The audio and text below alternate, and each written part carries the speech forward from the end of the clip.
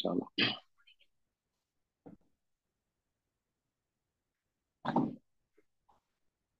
Bismillahirrahmanirrahim.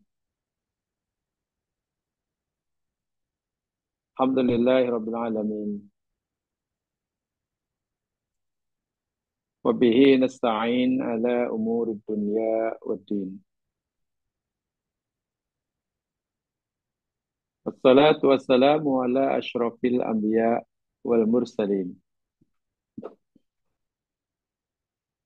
Nabiyina Rasulina Muhammad wa ala alihi wa ashabihi wa atba'ihi ila yaumiddin. Raditu billahi rabba wa bil islami dina. Wa bi Muhammadin nabiyya wa rasulah. Rabbi israh li sadri wa yassir li amri wahlul 'uqdatam min lisani yafqahu qawli.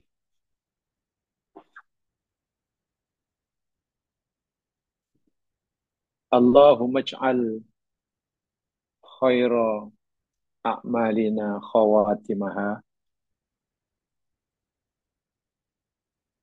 waj'al khaira a'malina awakhiraha waj'al khaira ayyamina yauman nalqaka fihi. Ya Allah, ya Tuhan kami, jadikanlah sebaik-baik amalan kami, amalan yang terakhir yang kami lakukan, dan jadikanlah sebaik-baik umur kami, umur yang menjadi penutupnya, dan jadikanlah sebaik-baik hari kami, hari di mana kami berjumpa dan bertemu dengan Allahumma Rabbana la tahtim ajalana qabla an natuba ilaika taubatan nasuha wa qabla an naqula qawla la ilaha illallah. Ya Allah, ya Tuhan kami, janganlah Engkau matikan kami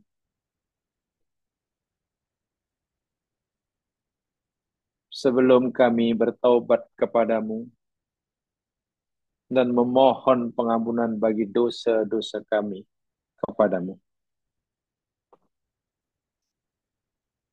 Janganlah Engkau akhiri dan tutup umur kehidupan kami, ya Allah, sehingga kami mengucapkan kalimah la ilaha illallah dan telah dapat berjaya melakukan segala tuntutannya. Amin ya rabbal alamin. Jamaah yang dirahmati Allah sekalian, insyaallah kita akan teruskan siri kajian kita tentang kalimat tauhid. Pada minggu lepas kita telah pelajari sama bagaimana seseorang yang ketika meninggalkan dunia alam fana berpindah ke alam barzah, dan ia masih mempunyai kalimat tauhid tidak terbatal, sungguh pun ia mempunyai dosa yang banyak lagi besar, selagi kalimah tauhidnya tidak terbatal, dia ada peluang untuk mendapatkan syafaat daripada Rasulullah Sallallahu Alaihi Wasallam, syafaatul uzma, syafaat yang besar, yakni dikeluarkan daripada siksa api neraka. Walaupun mungkin dia orang terakhir yang dikeluarkan daripada neraka dan yang terakhir masuk surga berkat akidah tauhid la ilaha illallah yang ia masih miliki sehingga ajal menjemputnya. Sebab itulah mempertahankan kalimat tauhid dan berusaha untuk mengelakkan diri kita daripada melakukan perbuatan-perbuatan atau mengatakan, mengucapkan kalimat-kalimat yang boleh menjejaskan kalimat tauhid, apatah lagi merusakkannya, sesuatu yang sangat-sangat penting dalam kehidupan. Kenapa begitu mulia kedudukan kalimat tauhid? Telah kita pahami sama pada siri-siri yang lepas. Setiap nabi dan para utusan yang Allah utuskan, risalah utama dan pertama yang terpenting yang mesti disampaikan oleh setiap utusan pada umatnya, yakni menyeru manusia bukan sekadar mempercayai adanya Allah, tetapi mengesakannya, mentauhidkannya. Dalam beribadah, tidak boleh menyekutukannya, ikhlas karenanya. Apapun yang dilaku oleh kita sepanjang hayat, jika kita mau kalimah la ilaha illallah kita terpelihara, tidak terjejas, pastikan apa yang kita lakukan di dunia ini, sama ada ibadah-ibadah ritual yang ada hubung kait antara kita dengan Allah Subhanahu wa taala, maupun ibadah-ibadah sosial yang ada hubung kait antara sesama kita, sesama makhluk, pastikan semuanya kita niatkan semata-mata kerana Allah, mencari ridhonya. Bahasa yang mudah,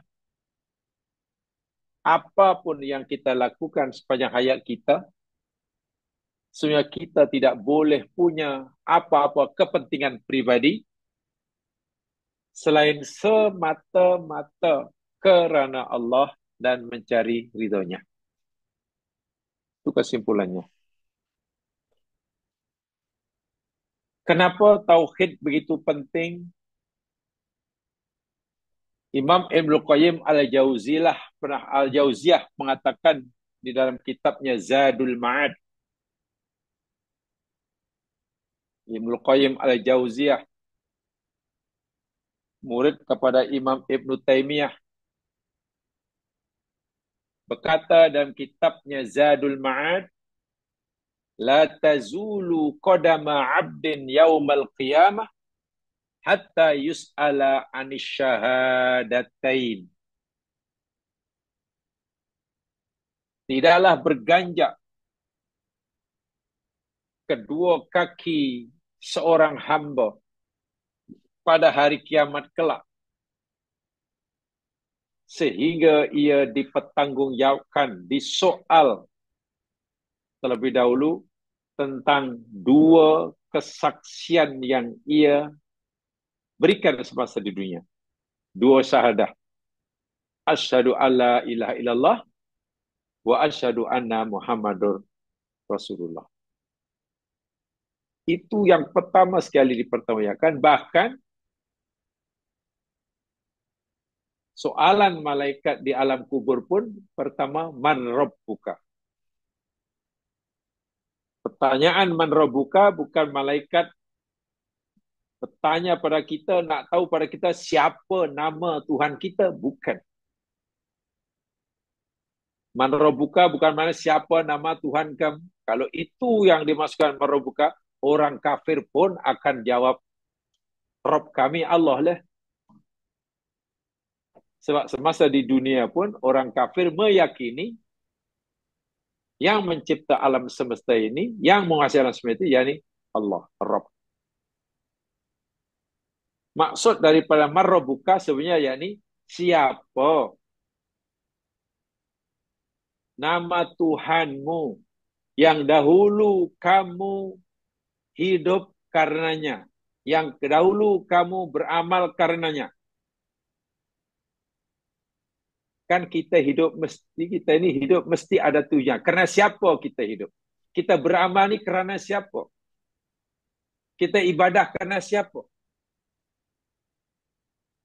Ya, kalau seorang katalah dia beramal, beribadahnya kerana manusia, kerana orang lain, ditanya man rabbuka, tak boleh jawab dah. Soalnya ditanyakan, dahulu kamu hidup, ya ya Allah.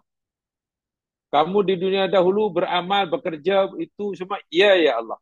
Dahulu kamu beramal, bekerja sering, itu kerana siapa? Nah, kalau kita sekarang ini beramal kerana Allah, maka ditanya man rabbuka, pasti boleh jawab, Allahu Rabbi. Ini pertanyaan tauhid. Pertanyaan tauhid. Orang hidup, masa hidup di dunia, solat. Tapi solatnya bukan karena Allah. Dia tolong orang bukan karena Allah. Ditanya man rabbuka, tak boleh jawab. Tak boleh jawab. Walaupun dia solat. Walaupun dia buat apa yang Allah suruh. Sekalipun orang itu melakukan apa yang Allah suruh, tapi jika ia melakukan suruhan Allah bukan kerana Allah, maka ditanya man rabbuka, pasti tidak boleh jawab. Karena Allah bukan sekadar menyuruh kita melakukan apa yang dia suruh, meninggalkan apa yang dia larang, tapi Allah juga pastikan ketika kita melakukan apa yang Allah suruh dan meninggalkan apa yang Allah tegah, semata-mata kerana dia. Semata-mata kerana dia. Bukan kerana yang lain. Ini yang dimaksudkan. Dan ini yang akan ditanyakan oleh Allah. Sebab itu, sekadar mengucap La ilaha illallah, tapi tingkah laku kita, amalan kita, ketika kita buat yang disuruh, tinggal yang ditegak, bukan kerana Allah. Karena Allah tu namanya ikhlas. Kalau bukan kerana Allah namanya riya. Ada orang, katalah contoh yang mudah, saya ulangi. Ada kala seseorang, mudah, dia nak mencuri, peluang untuk mencuri ada. Tengok kanan kiri pun tak ada orang. Dia minat sangat benda itu, nak ambil, nak curi. Begitu dia nak mengambil barang yang ia maukan, nak mencuri lah tu. Tiba-tiba dia ternampak ada CCTV di atas. Karena melihat CCTV, dia tidak jadi mencuri. Jadi yang menghalang dia daripada terus mencuri, CCTV. Bukan karena takut Allah. Orang ini sepatutnya ia nak mencuri tapi tak jadi mencuri sepatutnya dapat pahala lah. Ya, karena nak buat maksiat, kemudian tak jadi melakukannya. Sepatutnya dapat pahala. Tapi tidak. Karena dia tidak meneruskan niatnya, mengurungkan niatnya daripada buat maksiat. Bukan karena takut Allah, tapi karena takut CCTV. Dia dosa. Tidak mencuri, tapi malah berdosa. Apa dosanya? Riak. Tidak melanggar larangan Allah, tapi bukan karena Allah. Itu namanya riak. Itu melawan la ilaha illallah. Dia berdosa. Billah. Jadi jangan kita fikir orang yang berdosa itu orang yang meninggalkan larangan Allah sahaja, atau orang yang melakukan perintah Allah. Belum tentu. Orang yang melakukan perintah Allah belum tentu ia dapat pahala jika niatnya bukan karena Allah. Orang meninggalkan larangan Allah belum tentu dapat pahala jika niatnya bukan karena Allah. Melakukan perintah sekalipun kalau bukan karena Allah, meninggalkan larangan Allah sekalipun kalau bukan karena Allah, malah dapat dosa. Dosa apa? Riya. Ini beratnya. Dan orang yang riya tidak ada ikhlas, ditanya man rabbuka, pasti tidak boleh jawab. Pasti. Karena pertanyaan man rabbuka yakni, siapa nama Tuhanmu yang dahulu kamu hidup karenanya, kamu bekerja karenanya. Bahasa mudahnya, pertanyaan man rabbuka itu, jawab, orang boleh menjawab bila sepanjang hayatnya ia telah membuktikan ucapannya inna solati wa nusuki wa mahyaya wa mamati lillahi rabbil alamin. Orang yang telah berjaya menterjemahkan, membuktikan ucapannya melalui perbuatan bahwasanya solatku ini ya Allah, seluruh ibadahku ini ya Allah, hidupku ini ya Allah, bahkan matiku nanti ya Allah, semata-mata lillahi rabbil alamin. Kalau ini sudah dibuktikan oleh perbuatan yang nyata, ditanya man rabbuka, pasti boleh jawab. Tapi kalau inna solati wa nusuki wa mahyaya wa mamati, bukan lillahi ta'ala, tapi tak tahulah. Inna solati wa nusuki wa mahyaya wa mamati li mertua. Ya, tak boleh jawab dah. Adakah salah ke mertua? Pasal apa kamu buat? Ya, pasal itu untuk bukan lillah. Mencari ridhonya. Bila mencari ridhonya, maknanya bila apa yang kita lakukan ini bercanggah dengan kehendak Allah, ya kita berhenti. Kita tak jadi melakukannya, walaupun mungkin kita menyukainya. Jika apa yang kita lakukan ini sesuatu yang kita tak suka melakukannya, tapi jika itu suruhan Allah, kita mesti melakukannya. Karena tadi awal saya katakan, orang yang bertauhid semasa hidupnya, dia sudah melakukan apa saja pekerjaan perbuatan, dia sudah tidak punya kepentingan pribadi. Tidak ada. Yang ada hanya lillah, lillah, lillah. Masya Allah. Bila ini dapat kita buktikan jemaah sekalian, dan wajib kita terjemahkan, buktikan oleh amalan yang nyata, hingga mati kita masih membawanya, subhanallah. Nanti bila di akhirat kita menghadapi pengadilan mahsyar, pasti kita akan beruntung. Izinkan saya membacakan lagi satu hadis sebelum kita baca notanya. Satu hadis yang isnadnya sahih mengikut syarat Imam Muslim disebutkan oleh Nasir Albani dalam kitab beliau As-Silsilah As-Sahihah. Hadis ini bersumber daripada Abdullah bin Amr radhiyallahu an, Ibnu Amr. Baginda Nabi SAW pernah bersabda, Innallaha sayukhallisu rajulan min ummati ala ru'usil khalaiki yaumal qiyamah.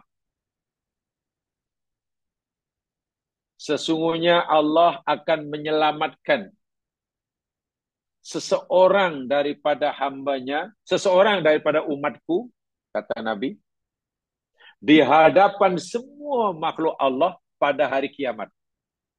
Bayangkan, orang ini macam meyakini nasibnya akan masuk neraka, tapi tiba-tiba Allah selamatkan dia daripada neraka, dimasukkan ke surga, dan dipertontonkan, ditunjukkan oleh Allah di hadapan seluruh makhluknya. Semua menyaksikan bagaimana bertuahnya orang ini.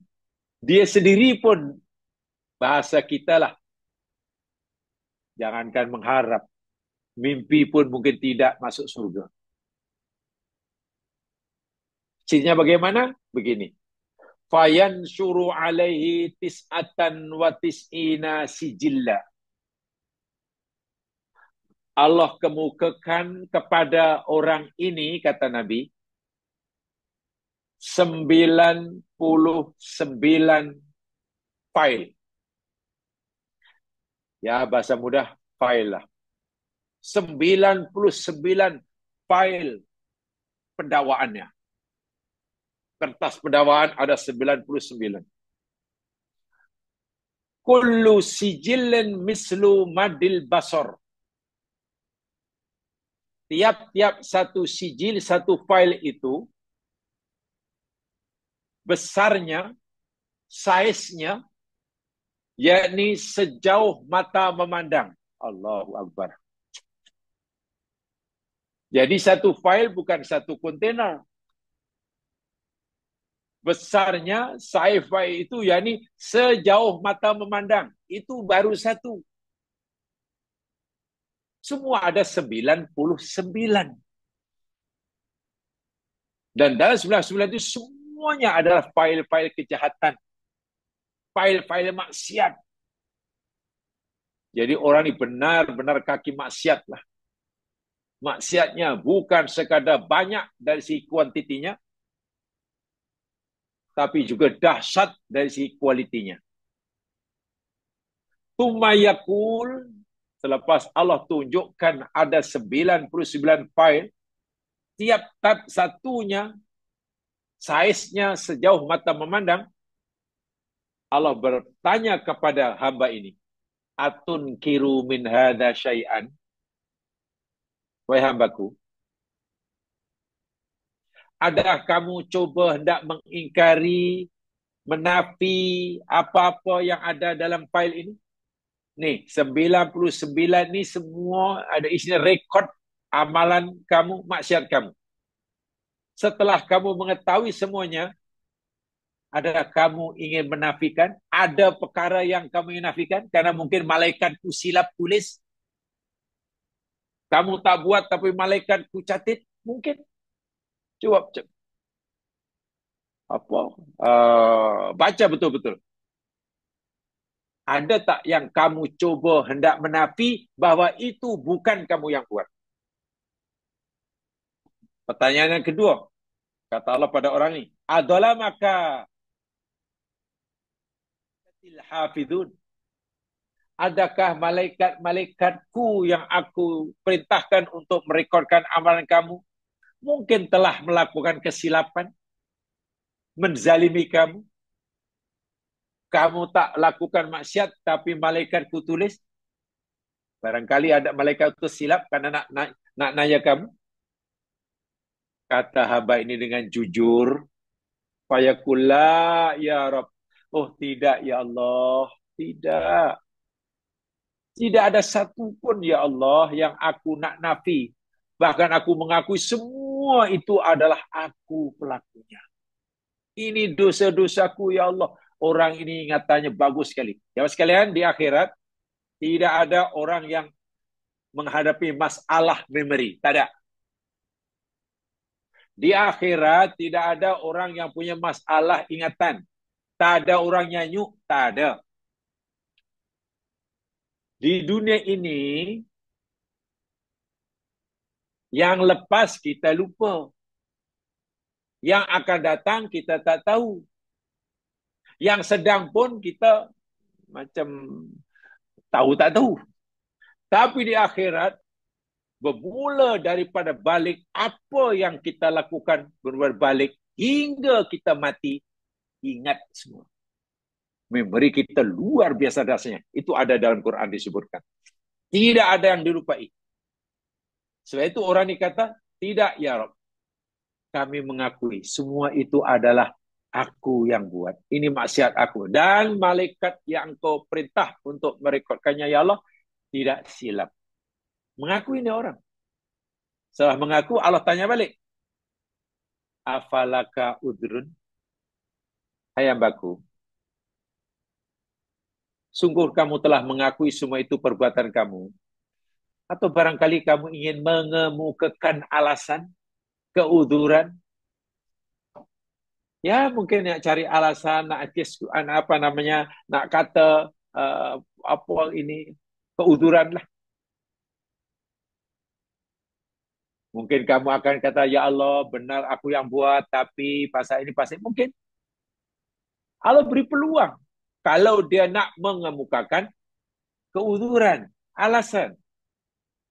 Fayaqul, la ya Rabb, tidak, ya Allah, tidak. Sama sekali hamba tak akan menyalahkan keuduran.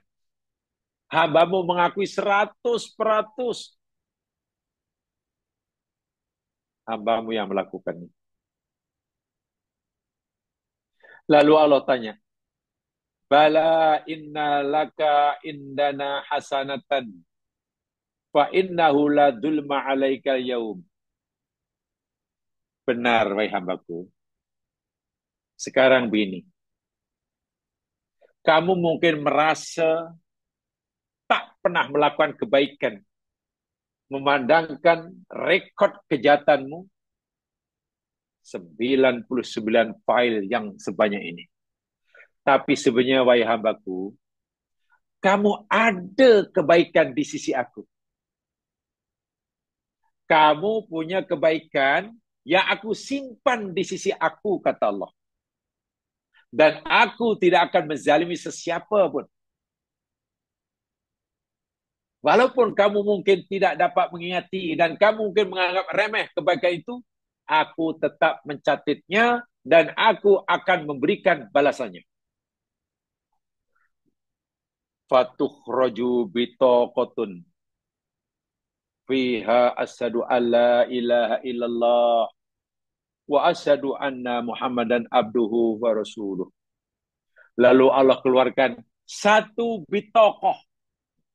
Bitaqah itu bukan lagi file yang besar, bukan macam kontainer. Bitaqah itu hanya envelope saja. Bahasa Melayu, bitaqah itu envelope. Kecil aja. Envelope kecil Allah keluarkan. Nih. Dalam bitaqah ini ada kebaikan yang kamu lakukan. Betul, maksiat kamu sebanyak 99 kontainer yang besarnya sebesar itu. Tapi kamu ada kebaikan yang aku simpan. Dan kebaikanmu itu ini. Ada dalam envelope yang kecil ini. Rupanya dalam envelope itu ada rekod amal baik orang ini. Yakni, asyhadu alla ilaha illallah wa asyhadu anna Muhammadan abduhu wa rasul. Orang ini semasa hidupnya pernah mengucapkan kalimat la ilaha illallah Muhammad Rasulullah. Hingga mati dia tidak pernah melakukan perbuatan, tidak pernah mengucapkan perkataan yang boleh membatalkan syahadatnya. Dosa memang banyak yang dilakukan, besar-besar belaka. Tapi dosa-dosa besar yang mereka lakukan itu jenis-jenis dosa yang tidak membatalkan sahadahnya. Sahadahnya tetap selamat. Dosa memang tak terkira. Fayaqulu ukhdur waznaka. Lalu Allah berfirman pada hamba ini, wahai hambaku, datanglah kamu, datangkan oleh kamu timbanganmu kamu. Maknanya, aku nak timbang amal kamu ini. Ini envelope kecil yang isinya asyhadu alla ilaha illallah wa asyhadu anna Muhammadar Rasulullah ini, aku nak timbang dengan 99 file yang banyak itu kejahatan.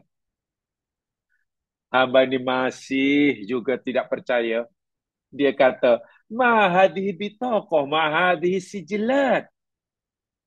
Ya Allah, apalah artinya envelope yang kecil, yang ringan itu nak ditimbang dengan 99 rekod jenayah. Bukannya sikit tapi banyak, bukan saja kecil tapi besar-besar. Apalah artinya timbang? Ya pastilah yang 99 kontainer yang dahsyat itu kan lebih berat. Allah kata, innaka latuzlam. Oh tidak, kamu tidak akan dizalimi. Lalu, fatudha'us sijillatu fi kaffihi wal bitaqatu fi kaffatin wal bitaqatu fi kaffatin. Nabi bersabda. Kemudian ditimbanglah envelope yang isinya yang berisikan la ilaha illallah Rasulullah. Nabi gambar-gambar itu diletakkan di simbangan sebelah kanan, sebelah kiri pula dimasukin dimuat diisi dengan 99 maksiat dosa-dosa besar yang tak terkira, yang sah dah segunung dah sebumi lah beratnya. Setelah diletakkan ya mas sekalian, masya Allah, fatoshatil sijillat ilatil bitaqah, tiba envelope yang kecil yang isinya kalimat syahadat itu lebih berat daripada timbangan dosa-dosa sebanyak 99 kontainer itu. Lebih berat. Fala yatkul ma'asmihillahi syai'un. Nabi kata, karena memang tidak ada sesuatu yang lebih berat timbangannya. Tidak ada sesuatu amalan yang lebih berat timbangannya melebihi daripada asma Allah. Maknanya, amal kita yang paling berat sekali nanti ditimbang di akhirat, kalimah tauhid. Sebab itulah, dahulu pernah kita belajar tentang ad-dzikrul mudha'af ya. Dzikrul mudha'af. Zikir yang diganda-gandakan balasannya. Zikirnya ringan, mudah, tetapi ganjarannya berganda-ganda. Satu di antara zikir mudha'af yang diajar oleh Nabi, itu disebut dalam kitab Bukhari, hadis terakhir dalam kitab Sahih Bukhari. Hadis Bukhari Sahih Bukhari ini isinya ada 6.400 lebih hadis. Tapisan daripada 17.000. Yang sama tidak diulang-ulang. Kalau kita kira 17.000, yang sama kita kira satu, mungkin karena ada satu hadis yang maksudnya ada 3-4 hadis yang isinya sama, kira satu. 6.000 lebih saja. Hadis pertama, innamal a'malu binniyat, berkaitan dengan niat. Hadis terakhir dalam Sahih Bukhari, ini hadisnya. Kalimatani khafifatani, dua kalimat yang mudah disebutkan oleh lidah. Ringan lidah menyebutnya. Habibatani, tapi amat-amat disayangi oleh Allah.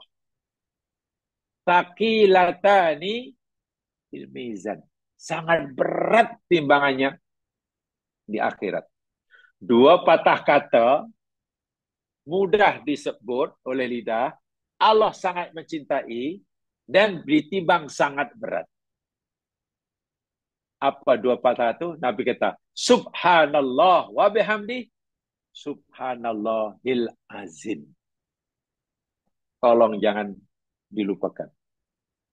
Subhanallahil azim, Subhanallah wa bihamdi, atau Subhanallahil wa bihamdi, Subhanallahil azim, Subhanallah wa bihamdi, Subhanallahil azim, Subhanallahil azim.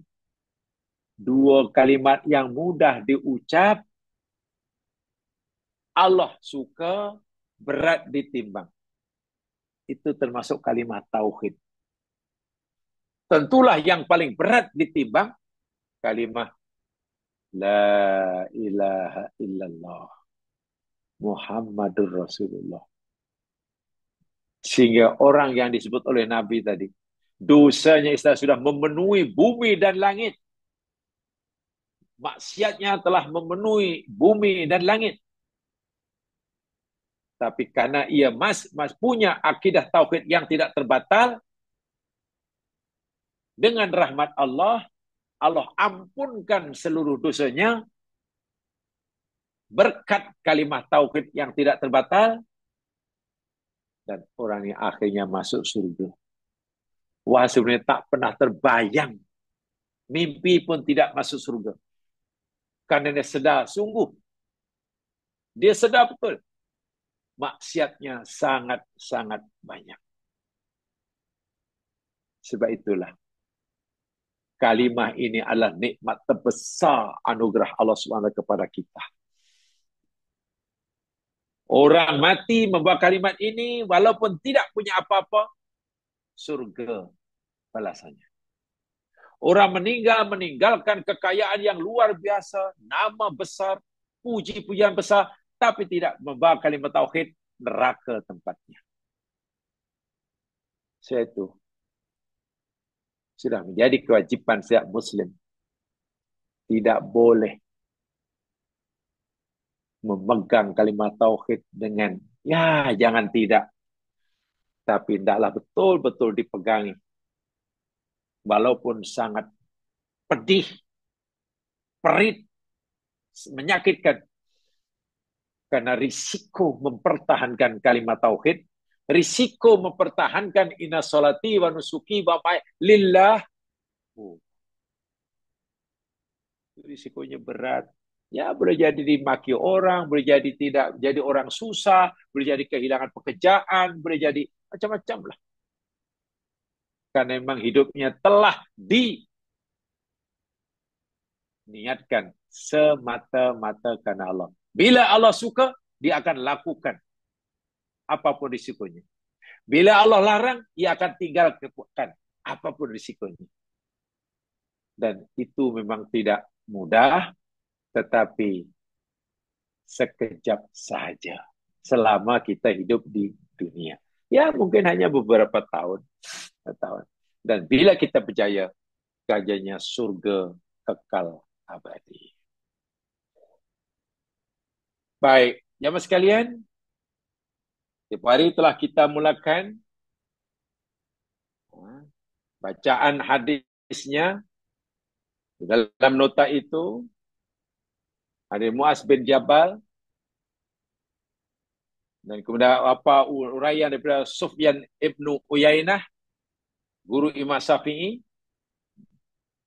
Kemudian kita juga telah baca iman seperti yang ditakrifkan oleh Syekh Samsuddin Ar-Ramli, menyatakan. Nah, sekarang ada definisi yang lain bawahnya itu. Dalam definisi lainnya, yakni Imam At-Tahawi. Saya bacakan saja, karena sebelumnya kita telah baca minggu lepas. Imam At-Tahawi menjelaskan, Al-imanu huwa al-iqraru bil-lisani wat-tasdiqu bil-janani. Ini dalam kitab Tauhid Aqidah At-Tahawiyah yang terkenal itulah. Dikarang oleh Imam Abu Ja'far At-Tahawi Al-Hanafi di mazhab Hanafi. Tarif iman menurut Imam At-Tahawi dalam kitab Al-Aqidah At-Tahawiyah, iman adalah menyatakan dengan lisan dan membenarkan dengan hati. Tapi ada definisi yang lain ditambah wal af'al bil arkan. Lidah mengucapkannya, hati membenarkan apa yang dilakukan oleh lidah, dan amal perbuatannya membuktikan. So ada 3. Lidah kata iyyaka na'bud wa iyyaka nasta'in. Lidah kata la ilaha illallah. Hati pun meyakini bahawa satu-satu Tuhan yang wajib berhak disembah hanya Allah.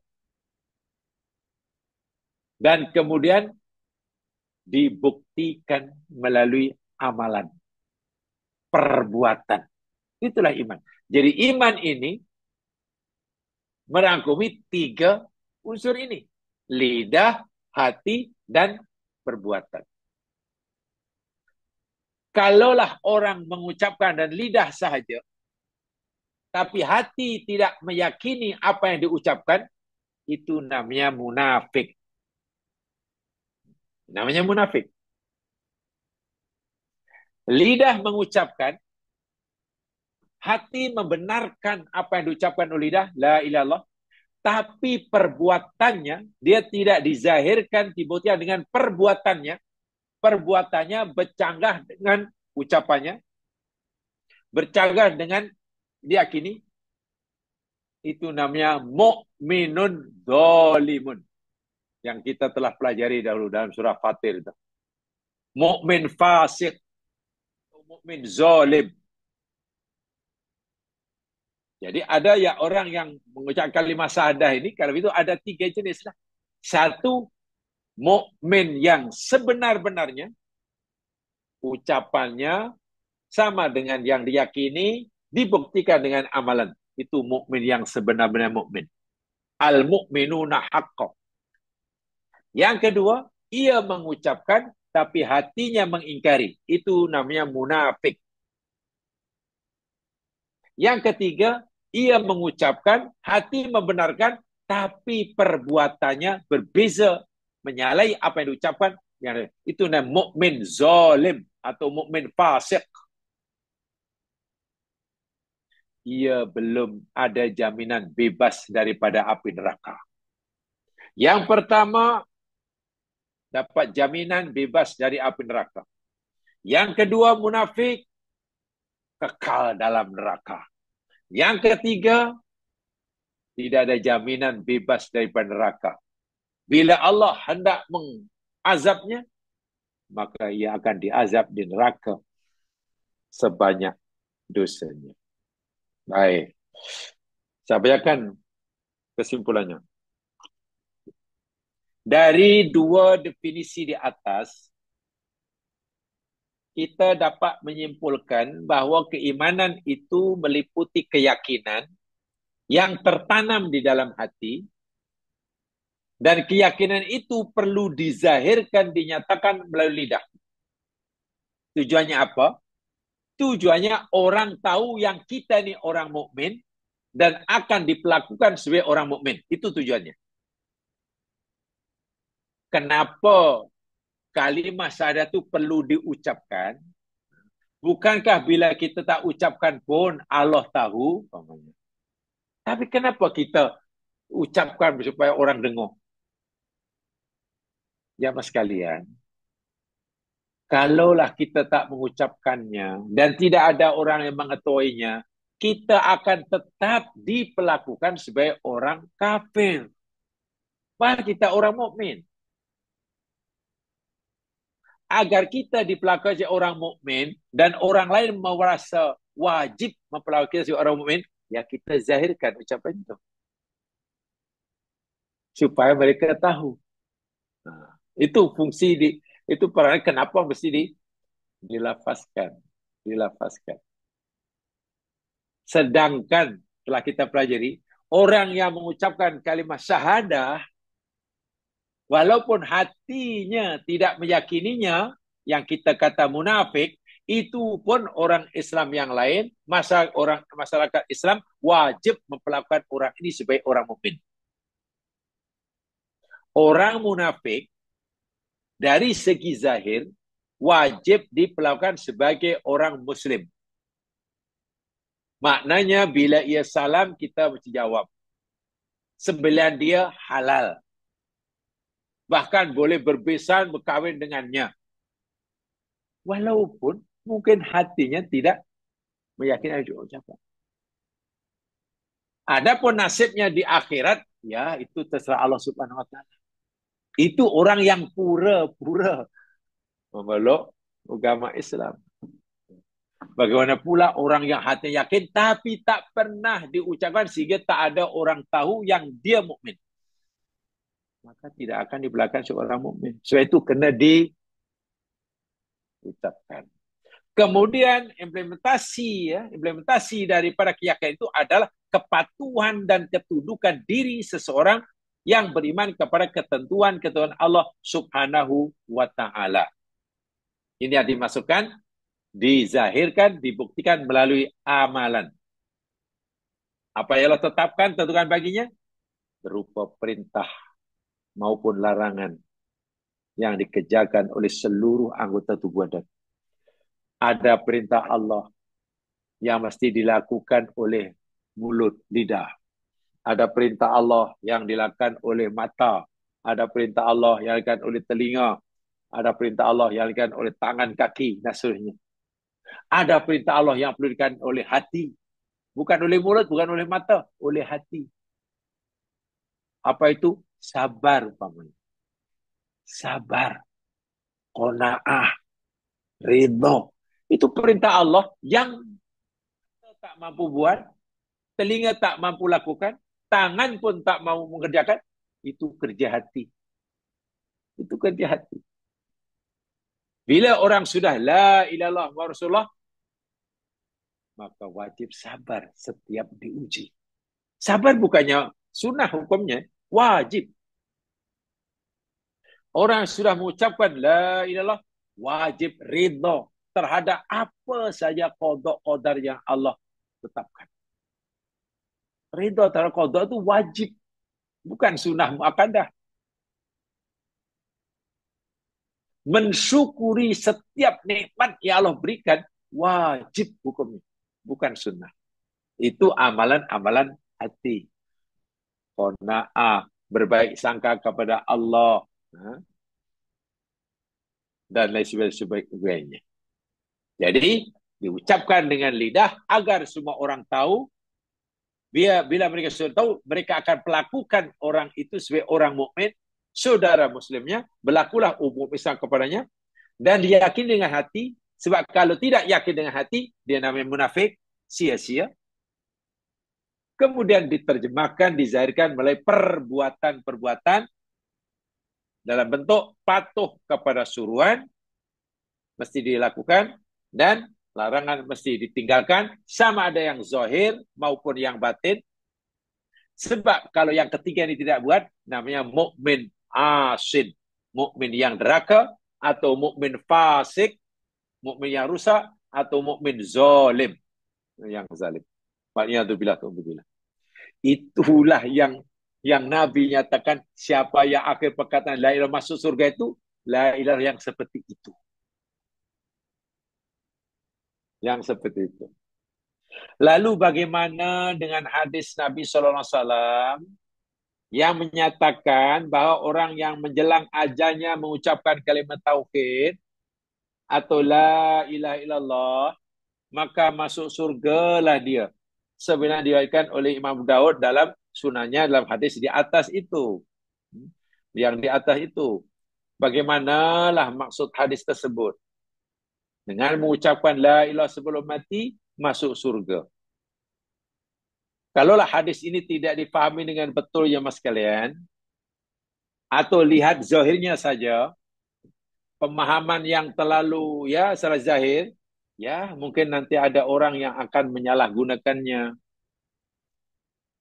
Orang akan yang penting buat tak payah takutlah, buat maksiat sesuka hatilah. Nabi dah dekat mati, masuk ucaplah kalimah apa nama tauhid umpamanya. Bukan begitu maksudnya jemaah sekalian. Sama sekali bukan begitu maksudnya. Baik, kita baca dahulu. Apa penjelasannya? Jadi seperti mana hadis di atas yang jelas-jelas menyatakan mangkana akhiru kalamila ilallah dakhala jannah. Siapa yang akhir ucapannya la ilallah masuk surga. Dalam hadis yang lain, sedangkan Imam Ahmad meriwayatkannya dengan lafaz wajabat lahul jannah. Itu dalam riwayat Imam Ahmad. Wajib atau mesti baginya surga. Mesti baginya surga. Jadi bukan apa namanya uh, tak mungkin, bahkan wajib, mesti. Penjelasan hadis jika difahami secara sederhana atau secara mudah, tentu hadis ini akan membuat sebagian mereka seorang menjadi bingung. Apakah betul semudah itu orang masuk surga hanya dengan memastikan ucapan terakhir sebelum mati la ilaha illallah, walaupun sebelumnya ia dan lain sebagainya lah, bahkan mungkin orang non muslim, adakah begitu cara memahaminya? Maka ramailah orang akan, kalau itu pemahamannya, ramailah orang akan membuat semua semau dirinya mereka seumur hidup bebas melakukan maksiat, kerusakan apapun. Lalu yang penting nanti akhir hayatnya sebelum ajalnya barulah mengucapkan kalimat tauhid. Kemudian masuk surga.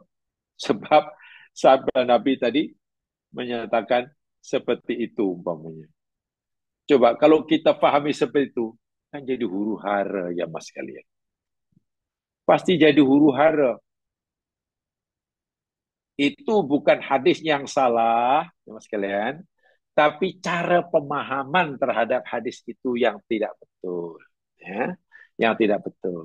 Jadi begini, mungkin di situ tidak ada ya, tak sempat barangkali saya cantumkan. Uraian hadis itu yang semestinya, baik kalau ada saya bacakanlah.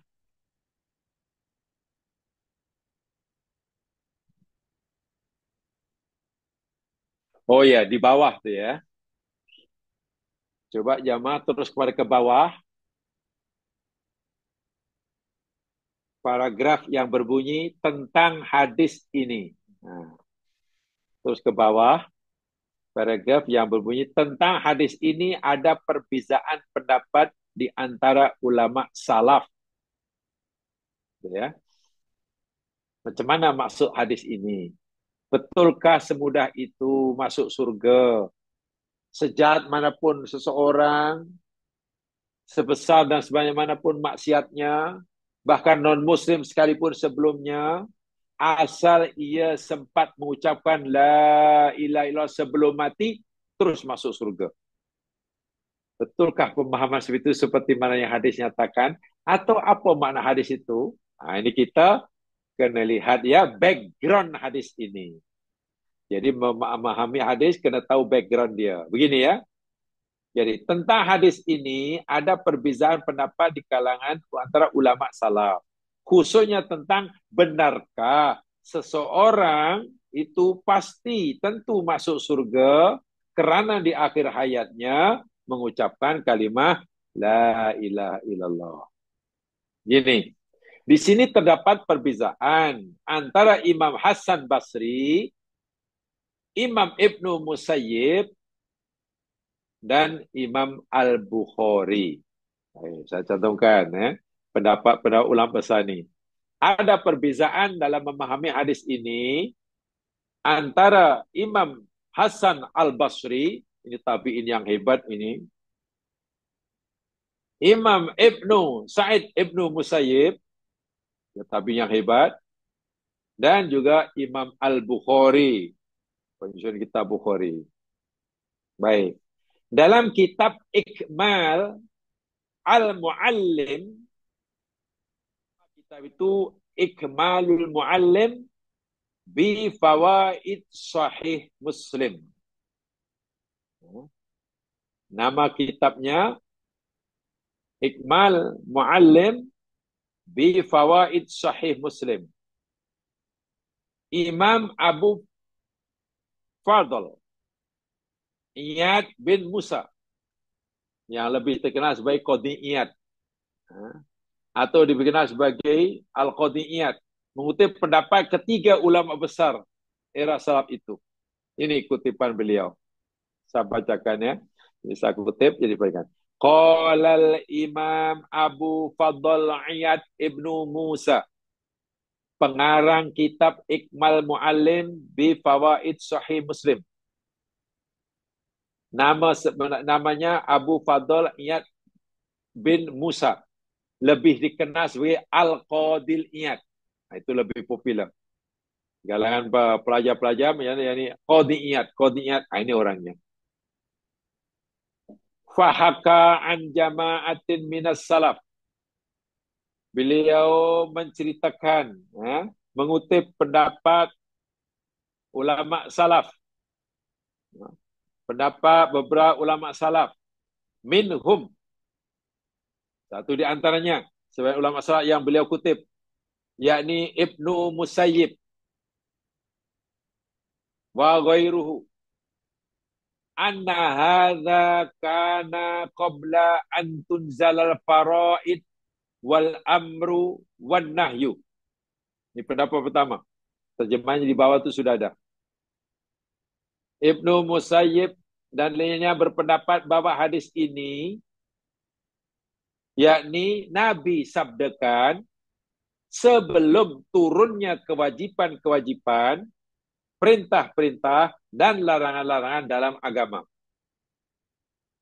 Artinya, Nabi bersabda ini di awal kerasulannya. Di awal kenabiannya. Period Makki. Ketika Nabi di Makkah menyampaikan dakwah Islam, orang Makkah masih majority kafir, yang Muslim boleh dikira dengan jari.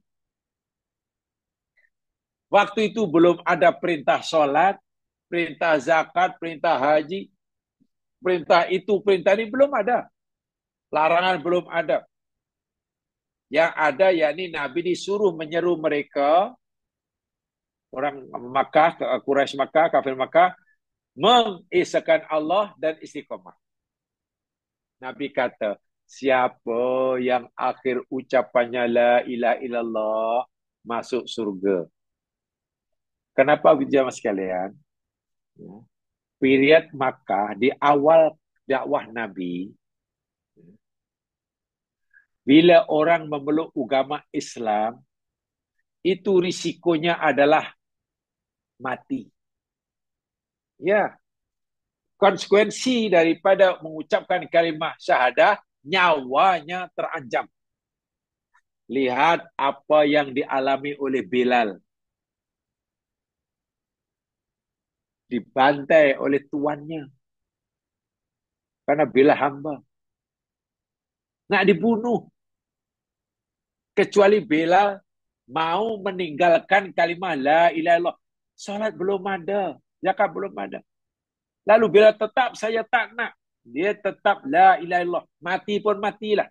Nah, orang seperti ini saat itu, jika katalah Bilal terus disiksa dan mati, Abu Bakar tidak sempat membelinya dan membebaskannya, Bilal masuk surga. Walaupun tak sholat, karena sholat belum ada. Haji belum ada. Ammar bin Yasir, ibunya namanya Sumayyah. Sumayyah memeluk agama Islam. Suaminya memeluk agama Islam. Yasir memeluk agama Islam. Ammar putranya memeluk agama Islam. Sumayyah ini disiksa, dibunuh dengan cara yang sangat kejam oleh kafir Quraisy. Dia orang pinggiran kota, miskin pula. Mendengar aja Sumayyah ini memeluk agama Islam, diancam nyawanya oleh ketua Quraisy. Dan Sumayyah rela mati daripada kehilangan syahadahnya. Nah, orang seperti Sumayyah inilah, kata Ibnu Musayyib, yang dijanjikan oleh Allah, siapa yang akhir perkataannya, siapa yang mati karena mempertahankan la ilallah, masuk surga. Pak Sumayyah belum sholat, karena sholat belum ada. Puasa juga tidak, haji apa lagi, zakat mana ada. Perintah larangan belum diturunkan oleh Allah.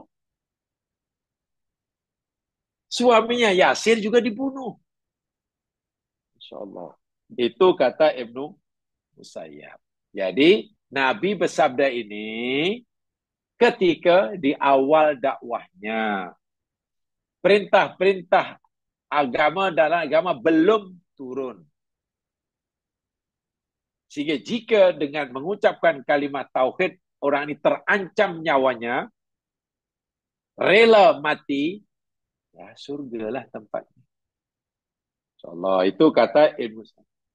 Wa qala ba'duhum, dan sebagian mereka, yakni Imam Hasan Basri, yang kedua, dia berkata begini, ila annaha mujmalatun tahtaju ila syarhin. Kata yang kedua ini sesungguhnya ia bersifat umum, perlukan penjelasan. Maknahu, maksudnya, man qala al kalimata wa adda haqqaha wa faridataha wa huwa qaulul Hasan Basri. Pada Imam Hasan Basri maknanya siapa yang mengucapkan kalimah la ilaha illallah dan dia telah melaksanakan hak-haknya, telah menunaikan kewajiban-kewajibannya yang terkandung dalam kalimat tersebut, maka bila mati masuk surga. Contoh kata Imam Hasan Basri, orang itu sudah mengucapkan la ilaha illallah atau asyhadu alla ilaha illallah. Kemudian dia buktikan dengan perbuatan. Solat memang belum solat, belum ada. Haji belum ada. Tapi kalau sebelumnya katalah dia menyembah patung, dia sebenarnya menyembah patung. Bila punya hajat, mau mintanya pada patung. Pamannya. Begitu dia mengucapkan la ilaha illallah, dia tidak lagi sembah patung. Kalau ada keperluan, ada hajat, mohonnya kepada Tuhan yang dipercayai. Itu maksudnya. Walaupun solat belum ada, perintah itu belum ada, tapi dengan la ilaha illallah, maknanya ia mesti menafikan apa saja benda-benda yang dianggap sebagai Tuhan selain Allah. Jika selama ini sembah patung, minta pada patung, bila selama ini mengandalkan rezekinya kepada patung, kepada bintang, pada itu, semua mesti ditinggalkan. Semua ditinggalkan. Walaupun waktu itu agama belum menjelaskannya dengan terang. Karena kesan hak la ilaha illallah itu menafikan selain Allah sebagai Tuhan. Begitu orang mengucapkan la ilaha illallah, bermakna ia menafikan selain Allah itu bukan Tuhan. Maknanya tak berhak disembah, tak boleh kita minta sesuatu kepadanya, tak boleh meyakini ia yang menjamin rezeki kita, ia yang memberikan manfaat madarat, sudah tidak boleh lagi. Bila itu dipenuhi kata Imam Hasan Basri dan mati karenanya, masuk surga. Masuk surga. Nah, ini kata Imam Hasan Basri. Nampaknya lebih ke depan sedikit. Imam Hasan Basri.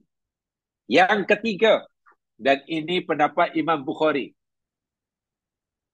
Dhahaba ba'duhum ila anna dhalika liman qalaha inda taubati wan nadami wa ma ta'ala dhalik. Hadis itu memberi maksud yakni bila orang tu mengucapkannya, katalah sama ada mengucapkannya di awal Islam dahulu atau mengucap hari ini, asalnya KP, kemudian ia meninggalkan kekufuran, memeluk agama Islam, lalu menyesal sungguh, bertaubat sungguh, ingin mohon pengampunan pada Allah, tinggalkan perbuatan kufur selama ini, dan dia hanya tumpukan, akan dia berazam untuk mengisi saki baki umurnya untuk bertaubat pada Allah.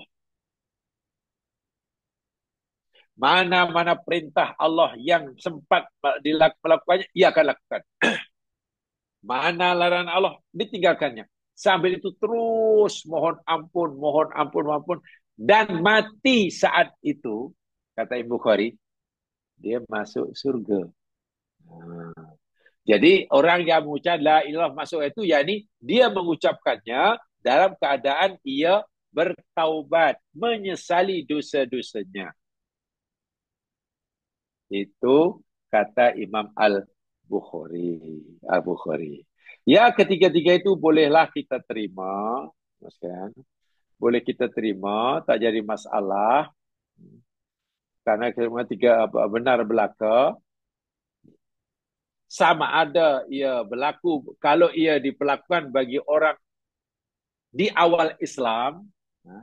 Kalau hadis ini kita perlakukan bagi masyarakat, bagi orang di awal Islam, ya seperti mana berlaku pada Bilal, kepada Sumayyah ibu kepada Ammar, kepada Yasir ayah kepada Ammar, ya itulah masuk surga. Walaupun mereka belum melakukan apa-apa suruhan, karena memang suruhan belum turun. Adapun kata Imam Hasan Basri, betul, ia kena dilakukan oleh orang sebelum turunnya perintah dan larangan. Tapi bila orang sudah mengucapkan la ilallah, tauhid, maknanya ia sudah tidak boleh syirik. Karena ucapan sendiri itu sendirilah, ucapan la ilaha illallah itu sendirilah yang melarang orang syirik. Karena syirik itu lawan tauhid. Yakni mesti meninggalkan lawannya. La ilaha tauhid, lawannya syirik. Bila orang itu sudah tinggalkan syirik dan mati, masuk surga. Masuk surga. Walaupun belum melakukan apa-apa perintah dan larangan, karena perintah dan larangan belum turun. Imam Al-Bukhari memahaminya, ya boleh jadi ia berlaku pada orang yang hidup di awal kenabian, dan juga berlaku bagi orang sekarang. Katalah orang bukan Islam, kemudian meluk agama Islam, bertaubat, sedaya upaya buat apa yang Allah suruh, untuk seberapa yang mampu, selagi hayat masih ada, menangis, memperbanyak apa istighfar sambil menangis, dan tiba-tiba mati dalam keadaan taubat dan menyesal. Itulah yang dimaksud hadis ini, dan ia akan masuk surga. Dia akan masuk surga. Ketiga-tiga itu sebenarnya tidak bercanggah ya mas sekalian. Kita boleh terima ketiga-tiganya, sehingga kita boleh mengambil kesimpulan yang menyeluruh, mencakupi, meliputi sama ada orang yang hidup pada zaman awal Islam ataupun orang-orang yang sekarang yang baru memeluk agama Islam, sebagaimana yang dikatakan oleh Imam Al-Bukhari. Baik, kemudian tengok ke atas, saya bacakan balik ke atas.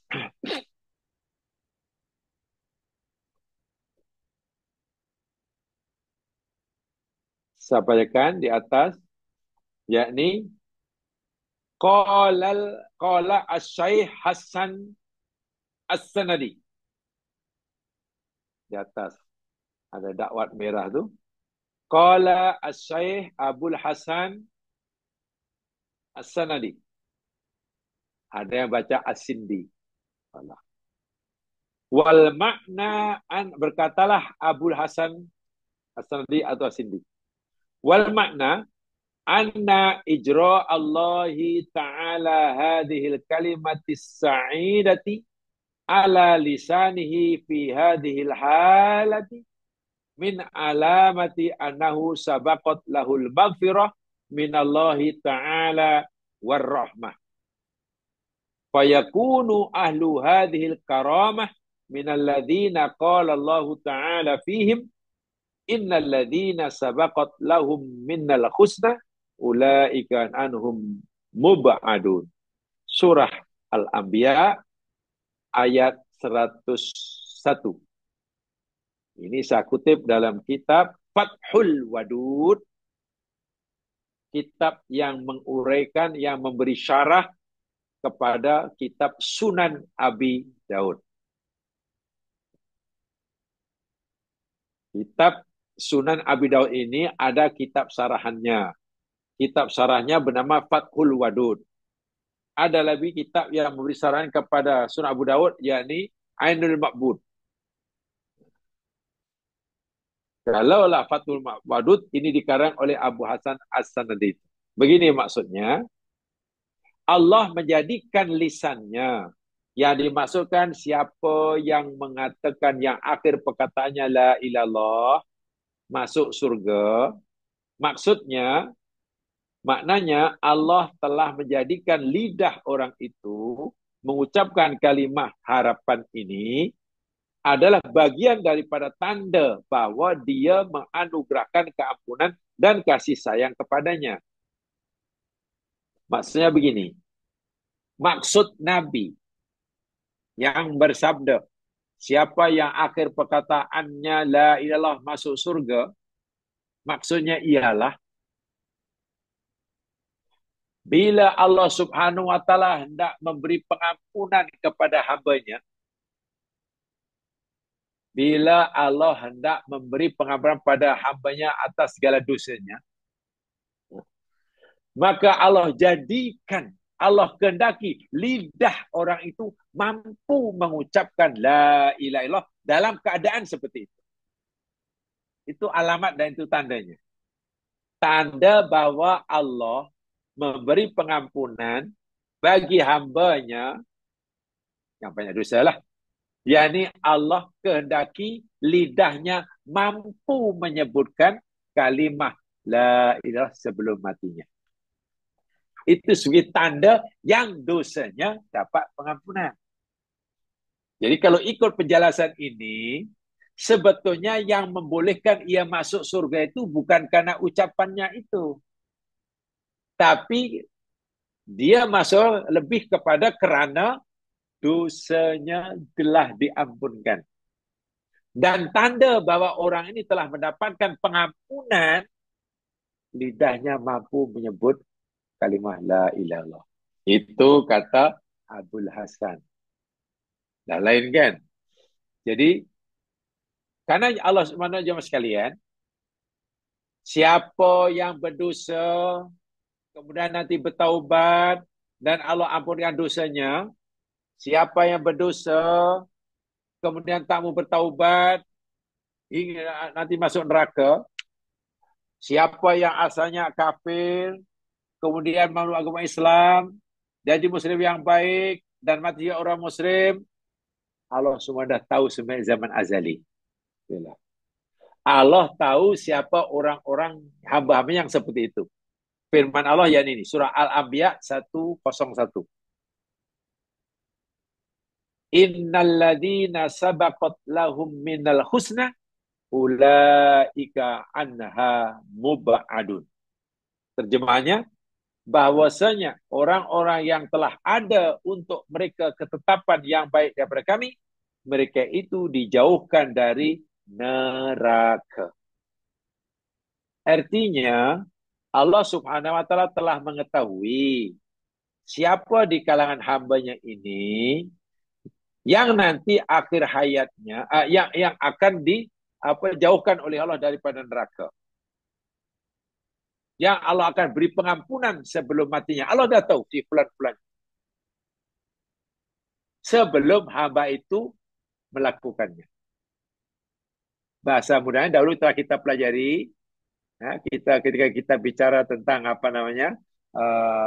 Atijanus Sakmah dahulu. Allah telah mengetahui apa yang akan dipilih oleh hambanya sebelum hamba itu menentukan pilihannya. Ya, Allah tahu. Allah telah mengetahui apa yang akan dipilih oleh hambanya sebelum hamba itu menentukan pilihannya. Hambaku ini nanti akan pilih jalan yang lurus. Hambaku ini akan pilih kufur. Hambaku ini akan pilih jadi munafik. Hambaku ini akan bertaubat. Hambaku ini akan taubat. Allah dah tahu dah. Allah hanya tahu ya, tapi pilihan tetap di tangan manusia.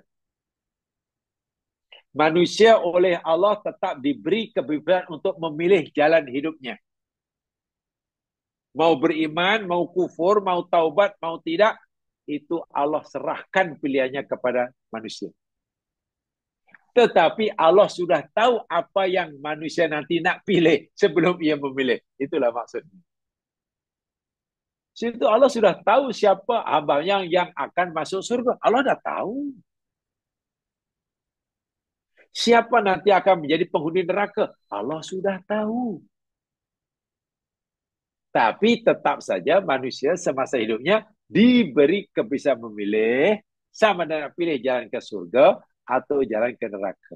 Nah, dalam ayat ini, orang-orang yang Allah telah ketahui akhir hayatnya akan jadi mukmin, akhir hayatnya akan bertaubat, akhir hayatnya akan jadi orang baik. Allah dah tahu dah. Akan bertaubat bagi dosanya dan Allah beri pengampunan.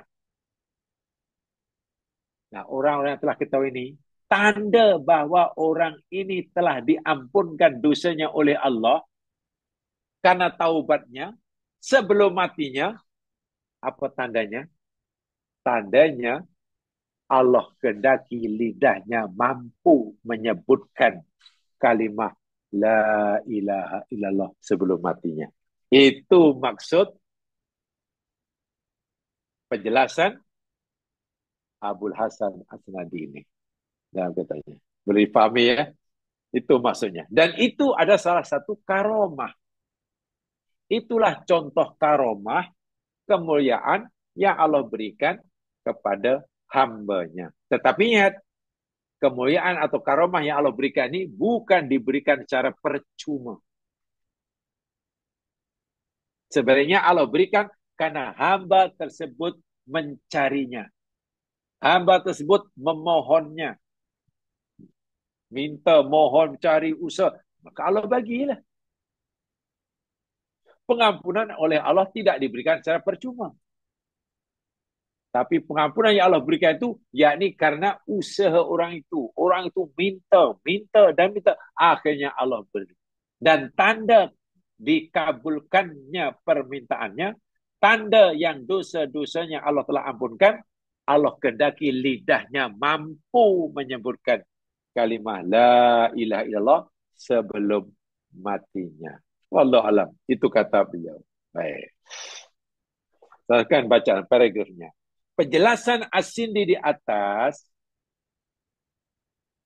selepasnya, penjelasan As-Sindi di atas menunjukkan bahwa siapapun orangnya, baik ia semasa hidupnya penuh dengan gelimang dengan dosa dan maksiat, atau bahkan baru memeluk agama Islam, saat ajal menjelang, dia sempat mengucapkan kalimat tauhid, maka ia termasuk ahli surga.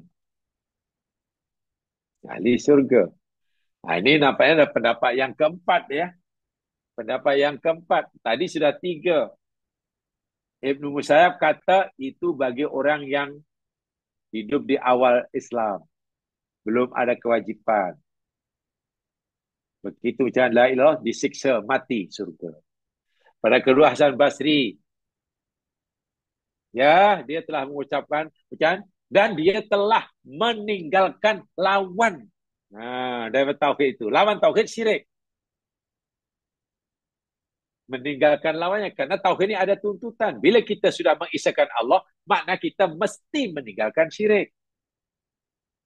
Walaupun belum melakukan macam-macam perintah yang memang perintah itu belum turun. Masuk surga bila mati itu, kata Hasan Basri. Kata Imam Al-Bukhari, ya bila orang itu telah bertaubat. Orang sekarang pun kalau sudah bertaubat, taubat, menyesal, menangis, dan mati dalam keadaan bertaubat, masuk surga. Tapi kata Imam As-Sindi ini, wah lebih lebih lebih luas lagi. Tak kiralah orang itu mukmin banyak dosa ke, atau bahkan orang kafir sekalipun, setelah ia memeluk agama Islam, baca syahadah, kemudian mati, masuk surga. Itu kata Imam Sindi. Dia tak cerita tentang dosa diampun atau tidak, itu sebagai tanda. Tapi maksudnya jemaah sekalian, tergolong ahli surga, beliau kata, ia tergolong ahli surga. Maksudnya apa? Peluang masuk surga itu sangat besar. Gitulah. Imam As-Sindi tak kata dia merdeka daripada neraka. Tak kata begitu.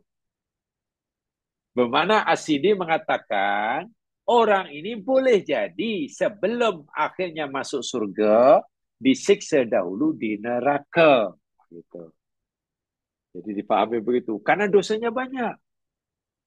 Jika Allah nak menunjukkan keadilannya, ia disiksa dahulu di neraka. Bila dah habis dosanya, masuk surga karena syahadahnya. Namun, jika Allah ingin menunjukkan sifat kasih sayangnya, orang ini tidak akan disiksa di neraka karena dosanya Allah telah ampunkan. Dan pengampunan bagi dosanya ini Allah beritahukan di akhirat, bukan di dunia. Contoh hadis yang kita bacakan tadi. Hadis yang kita bacakan tadi. Orang itu baru tahu dosanya diberitahu oleh Allah, dosanya ampun itu di akhirat. Ketika ditimbang dah. Hatta bahkan orang itu sudah yakin sekejap lagi masuk neraka. Rupanya gara-gara envelope kecil yang isinya kalimat tauhid, masuk surga. Diampun semua dosanya dan masuk surga. Itu hak mutlak Allah.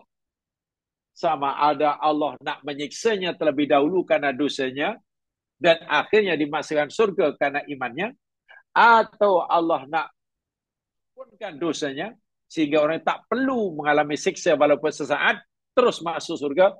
Itu 100% hak Allah Subhanahu Wa Taala. Dan kita tidak tahu siapa yang Allah perlakukan dengan sifat adilnya dan siapa yang Allah perlakukan dengan sifat Rahman Rahimnya. Hal ini merupakan takdir yang Allah tentukan kepada orang tersebut. Sebagaimana disampaikan dalam surah Al-Anbiya ayat 101 yang kita baca di atas tadi.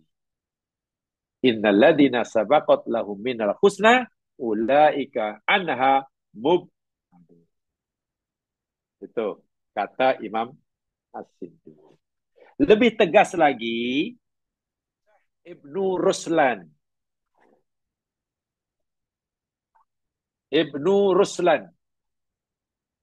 dalam syarahnya terhadap Sunan Abu Daud juga. Karena hadis ini kan dalam kitab Abu Daud. Hadis ini tercantum dalam kitab Abu Daud. Jadi pensyarah-pensyarahnya tadi Abu Hasan, Sunan Ruslan, berkata apa? Wal maqsudu qalbu lisanu. Ini pemahaman beliau. Yang dimaksudkan siapa yang akhir perkataan la ilaha itu, yakni maksudnya ucapan la ilaha itu dalam hati, bukan dengan lidah. Bila itu diyakini dalam hati, walaupun mungkin lidah tidak sempat mengucapkannya, masuk hadis ini. Tetapi kalaulah lidah mengucapkannya sekalipun, tapi hati tidak meyakininya, ya tetap neraka. Jadi yang dimaksudkan siapa yang akhir perkataannya la ilaha itu hati, perkataan hati, bukan lidah. Falau qala la ilaha, maksud ini untuk penjelasannya. Ini lebih dahsyat. Kata falau qala la ilaha,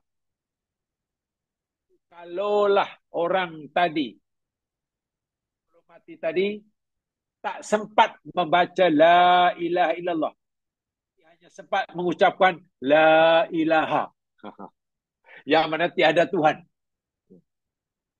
Wa mata, mati. Ucapan kufur kan. Kalau dia hanya kata la ilaha, pun mati. Tuhan. Kufur itu. Tapi kata Imam Ruslan, tengok. Kalau hatinya meyakini bahwasanya tiada Tuhan yang berhak disembah melainkan Allah, hanya saja lidahnya hanya sempat mengucapkan la ilaha. Nah, wa mu'taqaduhu wa dhamiruhu al-wahdinatu. Hatinya, iktikadnya, keyakinannya akan keesaan Allah, karena min ahli jannah, maka ia termasuk ahli surga. Bittifaqi ahli sunnah, mengikut kesepakatan ulama ahli sunnah. Ini pendapat Syekh Ibnu Ruslan, diceritakan oleh Syekh Syihabuddin Ar-Rumli dalam syarah Sunan Abi Daud. Ini macam-macam ya ulasan ulama dahulu ini dalam memahami satu-satu hadis. Tengok bagaimana luasnya. Dan saya ulangi, yang dimaksudkan siapa yang akhir ucapannya, kata Nabi, itu bukan ucapan lidah. Itu ucapan dalam hati, keyakinan dalam hati. Bila hati seorang itu sebelum matinya yakin bahwasanya tiada Tuhan bersumberkan Allah, walaupun mungkin tak sempat diucapkan, atau mungkin dia mengucapkan separuh, dan kalau separuh bukan ucapan tauhid lagi, ucapan kafir dah. La ilah, itu kan ucapan kafir. Hatinya meyakini keesaan Allah, dia tetap ahli surga. Ahli surga. Jadi kalau kita berpandu pada pendapat ini jamaah sekalian, ya mungkin, tak maaf ya, kadang kan ada nasihat ya. Nabi memang suruh kita mengajar orang nak mati dengan la ilaha illallah, gitu ya. Orang nak mati, kita talkinkan, kita ajar dia la ilaha illallah, la ilaha. Tapi ada kadang-kadang kita dengar pendapat pula. Tapi bila orang tu rasa-rasa sudah nampak teruk nak ucapkan, ya janganlah, jangan ajar la ilallah. Cakap Allah saja cukuplah. Allah, Allah. Takut nanti, dia kata, kita takut nanti kalau dia baru baca la ilah kemudian mati. Baru baca la ilah mati. Kan mati kafir katanya. Tapi justru pendapat itu bercanggah dengan apa kata ulama hadis ini. Dalam syarah apa namanya Sunan Abu Daud, tak macam itu. Sebab yang diambil kira bukan ucapan lidah, tapi dalam hati. Sehingga jika orang itu tak sempat mengucapkannya pun dengan lidahnya, tapi hatinya meyakini keesaan Allah, masuk surga. Atau mungkin sempat mengucapkannya tapi separuh. Dan kalau diucapkan separuh, maknanya ucapan kafir. Karena ucapannya la ilah. Tak ada. Kan kafir. Tapi hatinya yakin akan keesaan Allah, tetap masuk surga. Sebab itu bila Nabi kata lakinu mautakum la ilaha illallah, yakinkan oleh kamu, ajar oleh kamu orang-orang yang nak meninggal daripada kamu dengan la ilallah, ya kita amalkan itu. Tetap yang kita, Nabi suruh kita ajar, Nabi suruh kita ajarkan la ilaha illallah, la ilaha illallah, la ilaha illallah. Ya kita bisikkan begitu. Tak perlu kata, jangan panjang-panjang, nanti takut tak sempat ilallah, tunggu mati. Tak, itu tak ada. Hadis tak kata begitu, dan pensarah hadis pun tak kata begitu. Sebab yang diambil kira yang dalam hati. Yang dalam hati.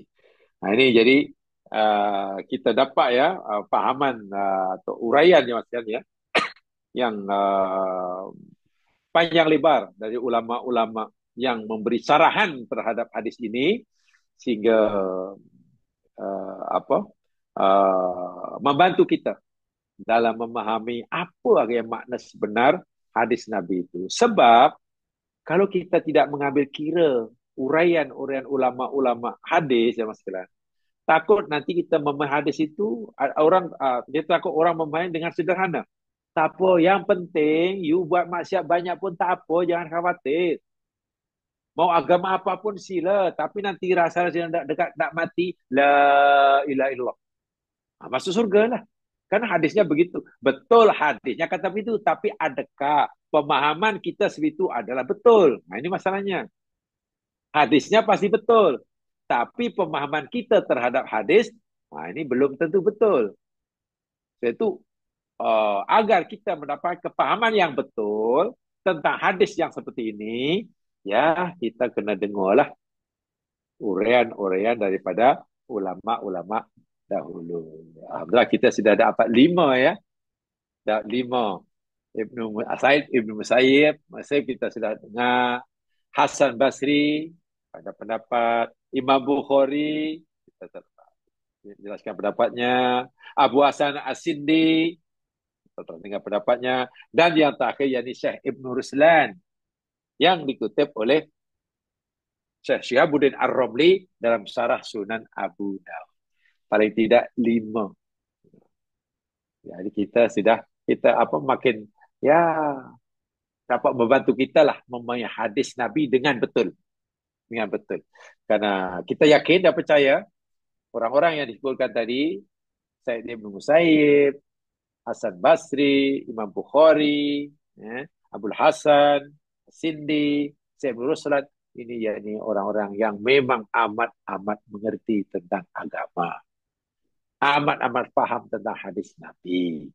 Jadi ada 5 pendapat dan kita boleh mengambil kesimpulan dan insyaAllah pemahaman kita tentang hadis yang seperti ini tidaklah silap.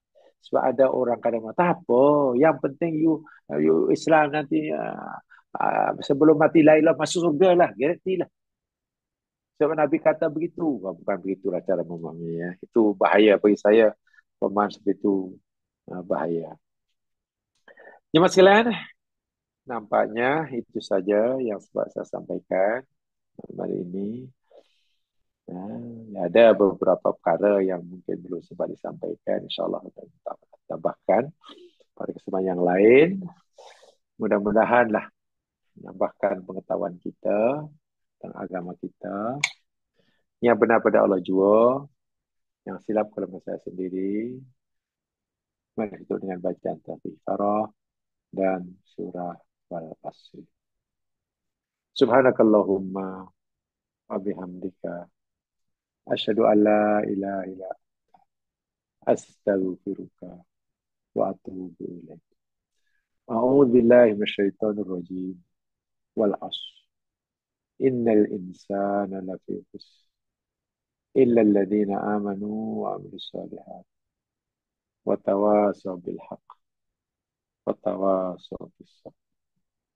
Assalamualaikum warahmatullahi wabarakatuh. Waalaikumsalam warahmatullahi wabarakatuh.